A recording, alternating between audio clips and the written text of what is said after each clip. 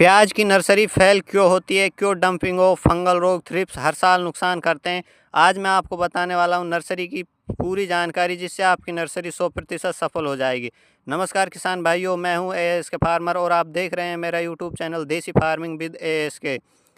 आज मैं आपको बताने वाला हूं मिट्टी की तैयारी से लेकर बीज उपचार, पानी, खाद, स्प्रे, फंगल कीट प्रबंधन तक सारी जानकारी। वीडियो को आखिर तक ज़रूर देखें। तो चलिए दोस्तों, वीडियो को शुरू करते हैं। सबसे पहले अगर आपने अभी तक हमारे यूट्यूब चैनल को सब्सक्राइब नहीं किया है तो सब्सक्राइब ज़रूर कर लें। नंबर 1 पर हम बात करते हैं मिट्टी की तैयारी। नर्सरी की नींव मिट्टी है। मिट्टी ऐसी होनी चाहिए जिसमें पानी रुके भी नहीं और नमी भी बनी रहे, यानी हल्की भुरभुरी, रेतीली और दोमट मिट्टी होनी चाहिए।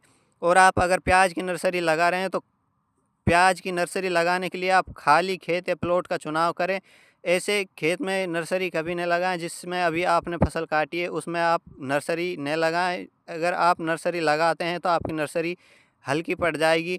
आपकी नर्सरी को बेहतर बनाने के लिए खाली खेत या प्लॉट का चुनाव करें। उसमें 2 से 3 ट्रॉली सड़ी हुई गोबर की खाद डालें और अच्छे से जुताई करें। उसमें रोटावेटर लगाएं, मिट्टी को हल्की भुरभुरी बना दें। उसके बाद मिट्टी को उपचारित करें 2 किलो नीम खली और 500 ग्राम ट्राइकोडर्मा से। इस मिट्टी को उपचारित करने से आपके जो नर्सरी है वो फंगल रोगों से बचेगी। ये आप ट्राइकोडर्मा और नीम खली आप की फसल को फंगल रोगों से बचाती है। इसके अलावा बात करते हैं बीज कौन सा ले और कितना ले। तो 1 एकड़ के लिए 1 से 1.5 किलो बीज पर्याप्त होता है और अच्छी वैरायटी का चुनाव आप करें अपने क्षेत्र के हिसाब से। मैं कुछ बेहतरीन वैरायटियों के नाम बता रहा हूं, जैसे Agrifound light red, Pusa red, Nashik red, Akola सफ़ेद। इन वैरायटियों का चयन भी आप कर सकते हैं और आप अपने क्षेत्र के हिसाब से भी वैरायटियों का चयन कर सकते हैं। अब बात करते हैं नंबर 3 पर सीड ट्रीटमेंट। नर्सरी को फंगल से 80% तक सुरक्षा देता है सीड ट्रीटमेंट। सीड ट्रीटमेंट करना बहुत ज़रूरी होता है, यही नर्सरी को बचाता है डंपिंग ऑफ से। जैसे एक आप सीड ट्रीटमेंट के लिए ट्राइकोडर्मा या बाविस्टन मैनकोजेब का इस्तेमाल कर सकते हैं। इससे आप बीज को उपचारित कर सकते हैं। बीज को 30 मिनट के लिए सुखा दें और जर्मिनेशन, जिससे आपका जर्मिनेशन तेज़ होगा और जड़ें भी मजबूत बनेंगी। और बीज को बोने से पहले 24 घंटे के लिए भिगोकर ज़रूर रख दें। उसमें जब छोटे छोटे अंकुरन होने लग जाएं उसके बाद ही बीज की बुआई करें।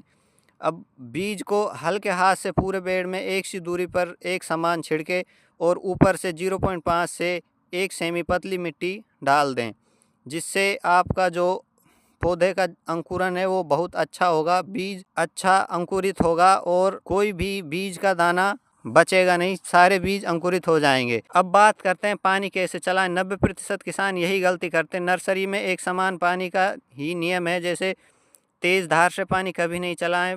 बहुत से किसान शुरुआती अवस्था में बीज को बोने के साथ ही पानी को तेज़ धार से चलाते हैं, जिससे बीज पर ज़्यादा मिट्टी चढ़ जाती है और पौधा अंकुरित नहीं हो पाता है, पौधे का अंकुरन वहीं दब जाता है। या फिर ज़्यादा पानी का भराव कर देते हैं। तो आप ऐसा नहीं करें। सुबह हल्का फुहारा से पानी लगाएं और पौधा निकलने के बाद 2 दिन छोड़कर पानी आपको आपकी नर्सरी में लगाना है। अब बात करते हैं पहली खाद की। जब पौधा 2 पत्ती का हो जाए, ग्रोथ बढ़ाने के लिए आप पहली खाद और स्प्रे दें। स्प्रे में आप NPK 19-19 1 ग्राम प्रति लीटर, एमिनो एसिड और ह्यूमिक एसिड 5 ml प्रति लीटर लेकर स्प्रे आपको करना है। ये लीफ और रूट यानी कि जड़ें और पत्तियां दोनों की गति को बढ़ाता है, उनका जो ग्रोथ है उसको बढ़ाता है। अब हम बात करते हैं फंगल रोगों की। नर्सरी में फंगल रोग बहुत ज़्यादा परेशान करते हैं, तो उनका इलाज और पहचान कैसे करें। अगर नर्सरी में पत्ते पीले या जलन जैसे दिख रहे हैं, तना काला पड़ रहा है, पौधे गिरने लगे हैं, तो फंगल डंपिंग ऑफ या बैक्टीरियल ब्लाइट है। इसके इलाज के लिए मेटल एक्सल प्लस मैनकोजेब, ये रेडोमिल गोल्ड के नाम से आता है।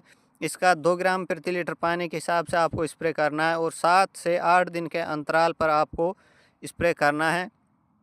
इसके अलावा रस चूसा कीट भी नर्सरी में बहुत ज़्यादा नुकसान करते हैं। उनकी पहचान करने के लिए अगर आप पत्ती चांदी जैसी चमक दिखा रही है या फिर सिकुड़ जाए या चिपचिपापन दिखने लगे, तो ये थ्रिप्स या एफिड जैसिड का हमला है। इसके कंट्रोल के लिए आपको स्प्रे करना है। स्प्रे में आप इमिडाक्लोप्रिड 17.8% 0.5 ml प्रति लीटर या फिप्रोनिल 1 ml प्रति लीटर के हिसाब से स्प्रे कर सकते हैं। हर 10 दिन पर आपको एक स्प्रे करना है। दूसरी ग्रोथ डोज आपको 20 से 25 दिन पर देनी है, जिससे आपकी जड़ें और तना दोनों मजबूत होंगे। दूसरी स्प्रे में आप NPK 13-40-13 1 ग्राम प्रति लीटर, MgSO4 1.5 ग्राम प्रति लीटर, माइक्रोन्यूट्रिएंट मिक्स 1 ml प्रति लीटर लेकर आपको स्प्रे करनी है। इससे पौधे की जड़ चौड़ी, लंबी और मजबूत बनती है और यही आगे चलकर बल्ब के साइज़ को बढ़ाती है।